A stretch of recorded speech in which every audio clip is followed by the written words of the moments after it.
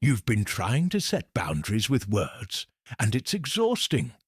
You say no, they push harder. You explain your limits, they argue against them. You verbally establish what you need, they negotiate it away. And you're left depleted, frustrated, and wondering why your words never seem to work. Here's the truth. Sometimes boundaries need to be communicated through your body, not your mouth. Words can be debated. Words can be negotiated. Words can be dismissed as you didn't really mean it or you're just being dramatic. But your body doesn't lie.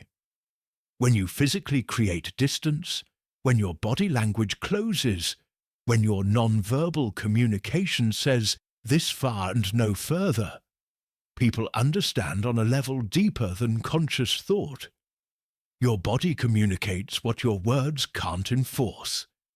Right now, you're probably over-relying on verbal boundaries, while your body language stays open and accommodating. You're saying no while leaning forward, setting limits while maintaining welcoming posture, establishing boundaries while your physical presence invites continued engagement. This contradiction confuses people and weakens your boundaries. Your words say one thing, your body says another, and people always believe the body.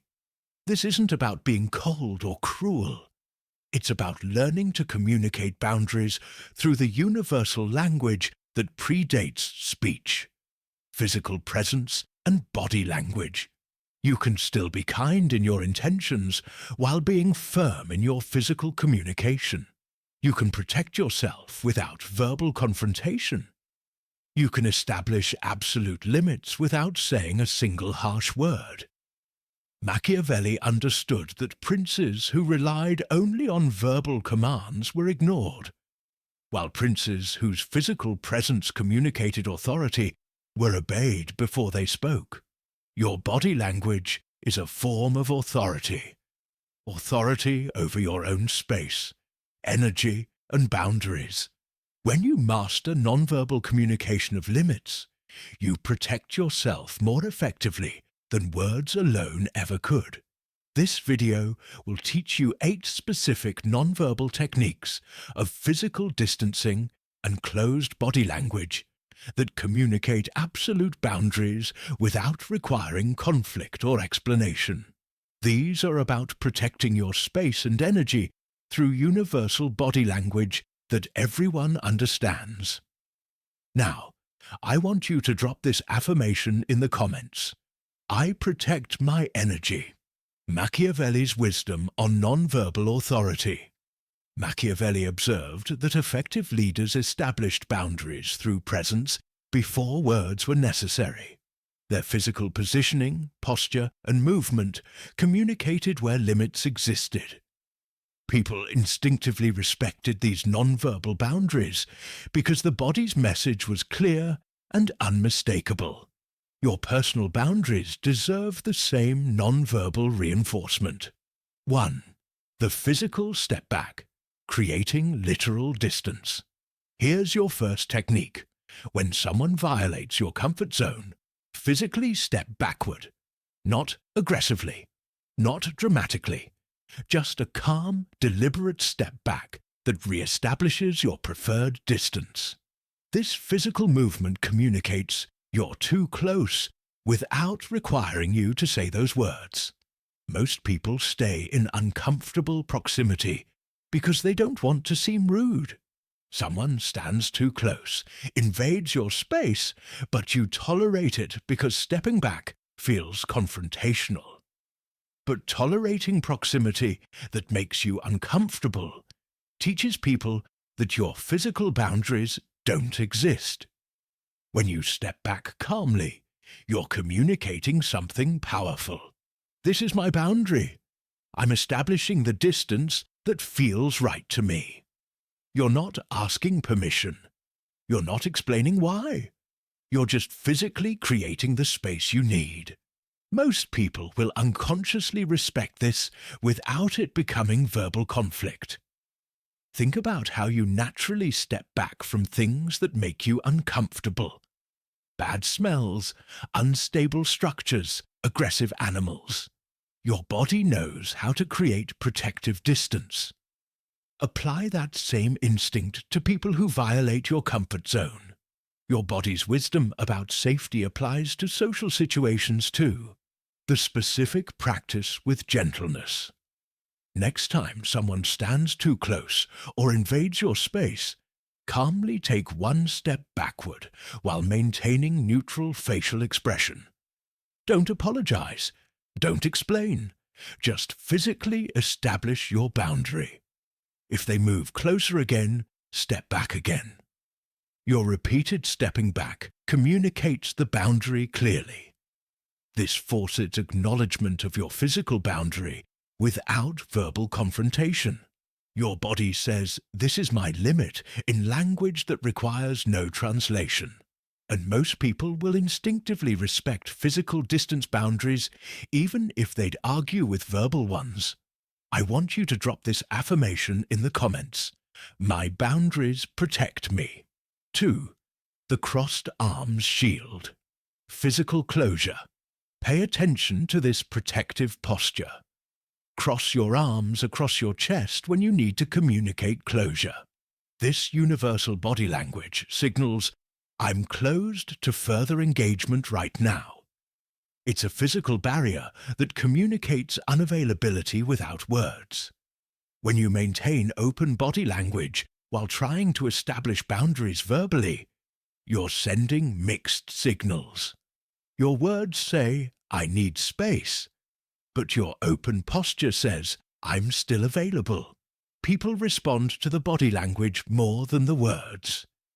They continue engaging because your body hasn't closed. Crossed arms create a physical barrier, subtle but powerful. This posture communicates that you're protecting yourself, that you're not open to what's being offered or discussed, that further engagement isn't welcome right now. Most people unconsciously read this signal and back off without you needing to explain. Think about how you naturally cross your arms when cold, uncomfortable or defensive. Your body already knows this protective posture. Use it consciously when you need to communicate boundaries. It's not aggressive, it's protective. And there's a significant difference. The practice with clarity. When someone is pushing past your boundaries, calmly cross your arms and maintain the posture throughout the interaction. Don't uncross them to gesture or appear more open. Keep the physical barrier in place. Your crossed arms communicate your boundary while you handle the situation. This gives your verbal boundaries physical reinforcement. When your body language matches your words, people take both more seriously. You're not just saying you need space. Your body is actively creating and protecting that space. I want you to drop this affirmation in the comments. I choose respect always. 3. The body angle away, orienting toward exit. Here's subtle but powerful technique. Angle your body away from someone rather than facing them directly. Point your shoulders, hips and feet toward the exit or away from the person. This communicates, I'm preparing to leave, or I'm not fully engaged in this, without saying anything. When you face someone directly, you're communicating full engagement and availability. Your orientation says, I'm here for this conversation. But when you angle away, you're signaling partial engagement or readiness to disengage. This creates psychological space, even when physical space is limited. Your body orientation communicates intentions before you act on them. When you angle toward exits, people unconsciously understand you're not committed to continued interaction. This makes conversations naturally shorter and gives you non-verbal permission to leave without it feeling abrupt. Think about how you position yourself differently with people you want to engage with versus people you're trying to politely exit from. Your body naturally angles toward what you want and away from what you don't. Use this consciously to communicate boundaries. The practice with intention. When you need to limit an interaction, don't face the person directly. Angle your body 30 to 45 degrees away, pointing your feet toward where you'd exit. Maintain this angle throughout the interaction.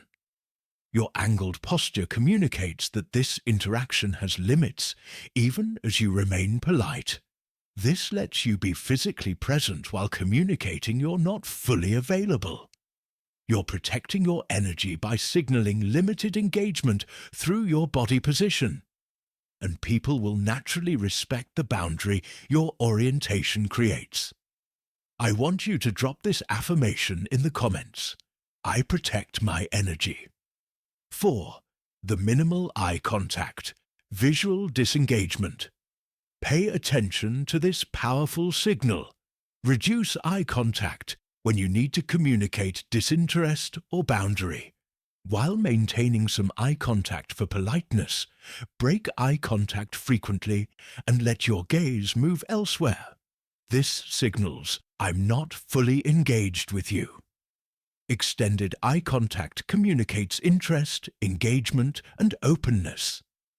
When you maintain strong eye contact while trying to establish boundaries, you're contradicting your verbal message. Your eyes say, I'm interested, while your words say, I need to go. People respond to the interest signal and continue engaging. Reduced eye contact without being rude communicates disengagement. Quick glances followed by looking away tells people you're not invested in extended interaction. This makes it easier to exit conversations without explaining why, because your body already communicated limited interest. Think about how you naturally maintain eye contact with people you want to connect with, and reduce it with people you're not interested in engaging. Your body knows how to communicate interest levels through gaze. Apply this consciously to protect yourself from unwanted engagement. The practice with care. During interactions, you need to limit, maintain brief eye contact when they speak, for politeness, but quickly look away.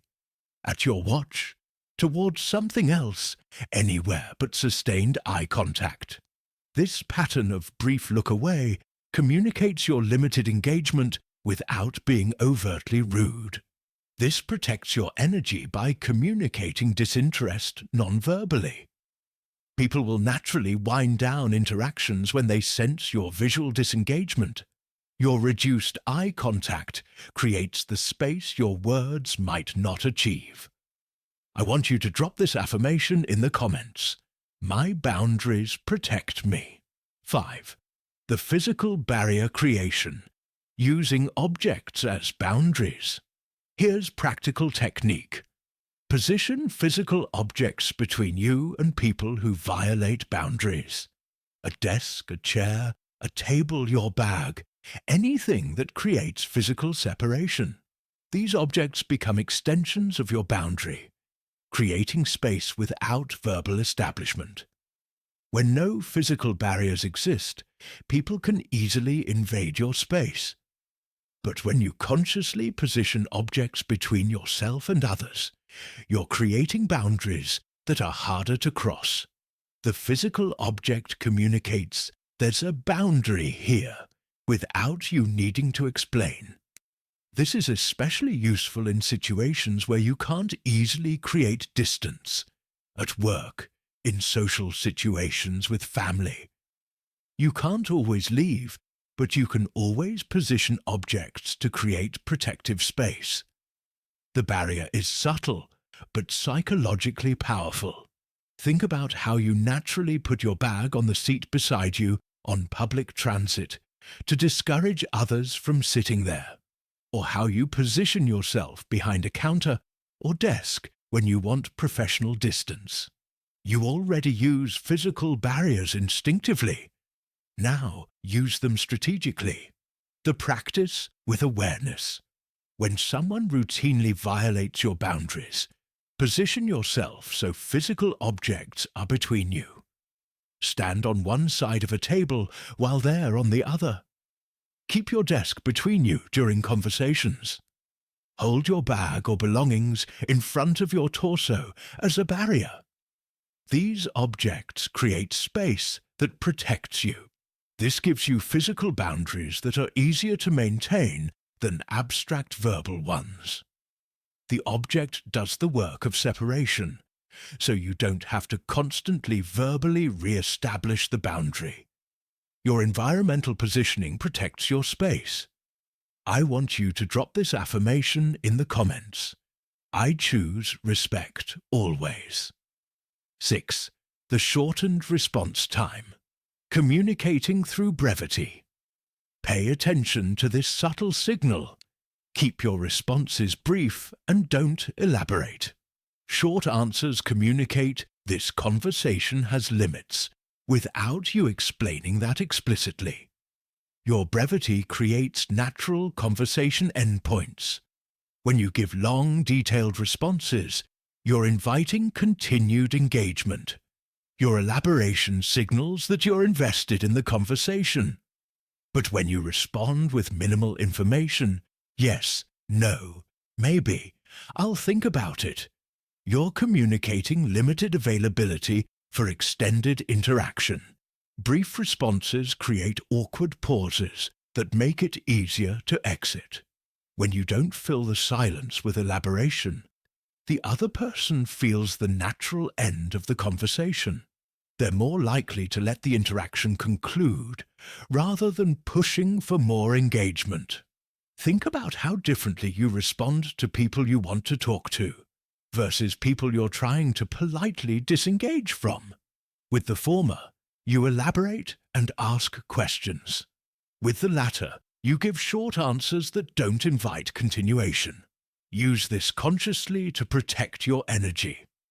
The practice with firmness. When someone is pushing past your boundaries, respond with minimal words. Okay, I hear you. Maybe later. Don't elaborate. Don't explain. Don't fill the silence. Let your brevity communicate that this interaction is concluding. If they ask for more, repeat brief responses until they understand.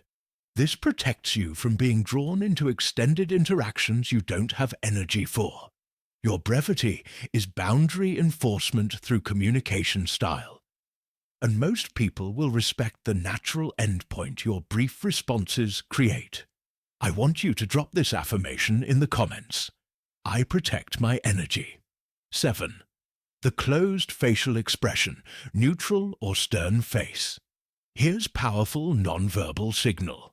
Maintain a neutral or slightly stern facial expression instead of smiling or appearing welcoming. Your facial expression communicates whether you're open to engagement. A closed expression signals you're not. When you smile and appear warm while trying to establish boundaries, you're sending contradictory messages. Your facial warmth invites engagement that your words are trying to limit. People respond to the warmth and continue pushing because your face says you don't really mean your boundaries. A neutral or stern expression communicates, I'm serious about these limits. It removes the warmth that invites people to push boundaries. It's not angry or hostile, it's just closed. And closed facial expressions are powerful boundaries that require no words. Think about how you naturally adjust your facial expression based on who you're interacting with.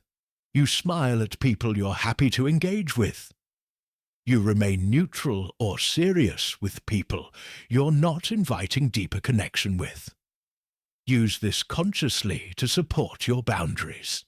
The practice with consciousness. When you need to establish boundaries, don't smile or appear warm.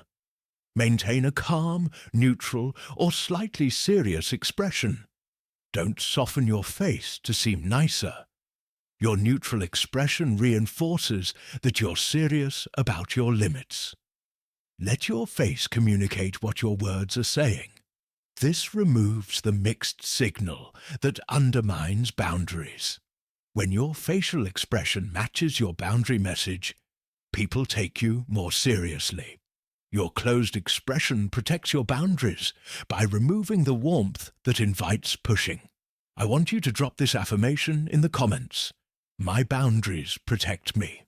8. The physical task focus. Engaging with objects instead of people. Here's final technique. When someone violates boundaries, shift your attention to a physical task. Look at your phone. Organize items. Write something down. Engage with objects rather than giving them your full attention.